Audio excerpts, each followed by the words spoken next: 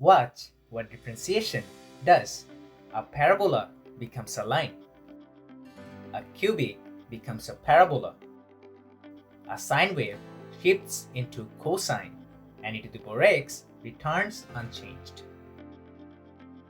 These look like shortcuts, but none of them were invented by guessing. In the last episode, we saw the source. Choose 2 points. Shrink the gap and watch a second line settle into a tangent.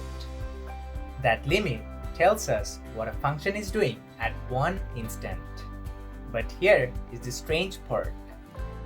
As the gap shrinks, the actual change also shrinks.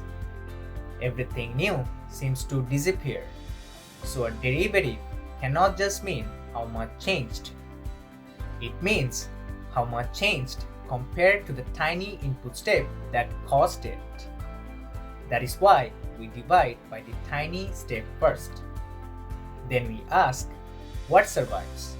As the step becomes almost nothing. Derivative rules are the patterns that survive again and again.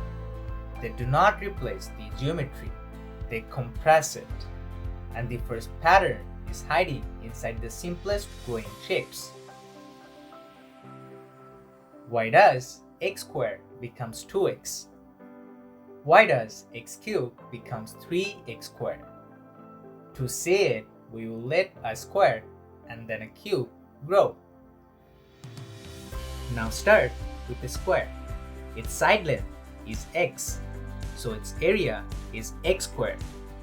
Now let the side grow by a tiny step dx. The new area appears as pieces. One thin strip on the right, its area is x times dx. Another thin strip on the top, its area is also x times dx. And in the corner, a tiny square appears. Its area is dx squared. But the derivative is not asking for the tiny new area alone. It asks for the new area compared to the tiny step that created it. So we divide the growth by dx. Each long strip loses its tiny thickness and becomes a length x. The corner becomes only dx. And as dx approaches 0, the corner disappears. What survives? 2 copies of x. That is why the instant change of x squared is 2x. Now raise the same idea one dimension. A cube with side length x has volume x cubed. When it grows by dx, 3 thin face slabs appear. Each slab has base area x squared and tiny thickness dx.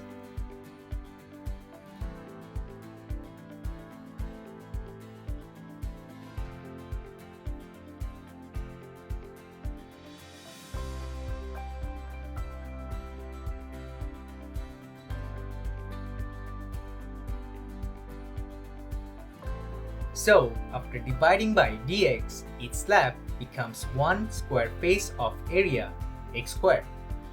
The smaller edge pieces still contains a dx. The tiny corner piece contains even more, dx squared. So in the limit, they vanish. What survives? 3 square faces. That is why the instant change of x cubed is 3x squared. The power rule is not a trick. It is the geometry of growth after the tiny step has been divided away. Sometimes one quantity is made by multiplying 2 changing things. Call them u and v. Together they form a rectangle. Its width is u and height v, so the area is u times v. Now let the input move by a tiny step dx. The width changes by du. The height changes by dv. So the rectangle gains area in two main ways. First, a side strip appears. Its area is v times du. That is the old height multiplied by the change in width. Then a top strip appears. Its area is u times dv. That is the old width multiplied by the change in height. And yes, there is also a tiny corner. Its area is du times dv. But again, the derivative is not asking for the new area alone. It asks for the new area divided by the tiny input step.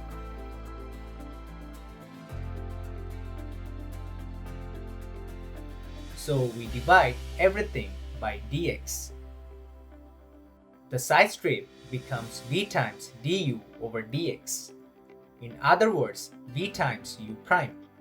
The top strip becomes u times dv over dx. In other words, u times v prime. And the corner still contains one tiny step. So it disappears in the limit. What survives are the two dominant changes, one from u changing, one from v changing. That is the product rule.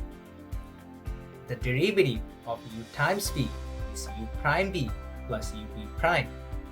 A product changes by adding the change from each factor.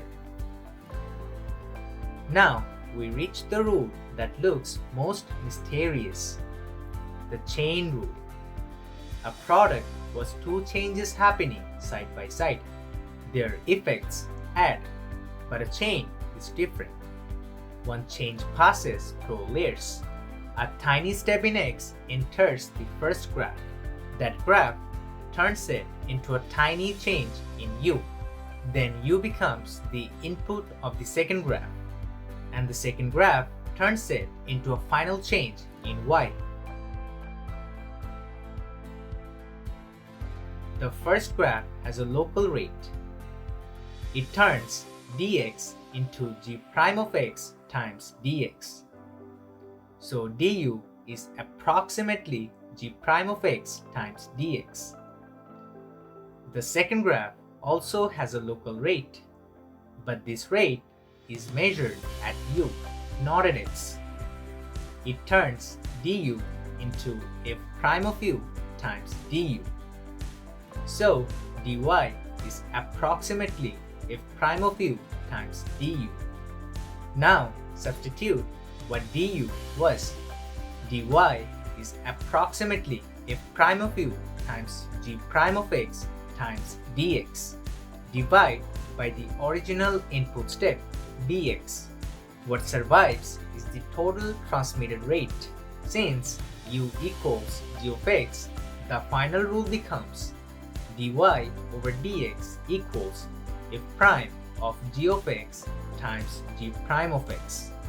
That is the chain rule, not a trick, a law of transmitted change. For example, if the inside is x squared plus 1 and the outside cubes whatever it receives, then the inside changes like 2x, while the outside responds 3u squared. Together they multiply. A derivative tells how one thing responds.